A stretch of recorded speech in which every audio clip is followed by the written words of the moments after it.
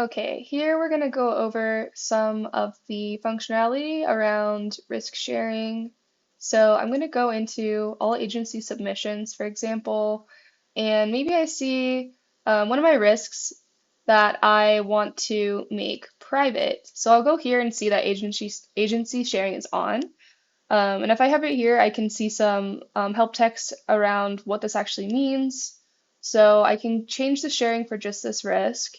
I see a modal here that gives me some information around kind of like what this means, what it means if it's turned off, and who will be able to see it. So here we see that visibility will remain for all admins, and then some copy around changing the sharing for all risks and agent settings if that's something that users are interested in. But since I want to change sharing for just this risk, I will go ahead and hit this toggle and then save. And then if I go back and view this again, I see that agency sharing is off. I can see that non-admins cannot see and edit this risk. And then if I likewise wanted to go into settings and make all of my submissions and policies private, I can do that as well by hitting this button. Another modal to kind of confirm and let you know what's going to happen.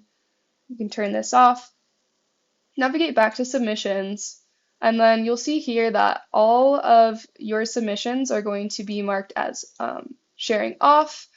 However, you'll still see that the last updated will kind of persist. So since Felicity is the last person who updated this risk, her avatar bubble will remain even though the agency sharing setting is set to off.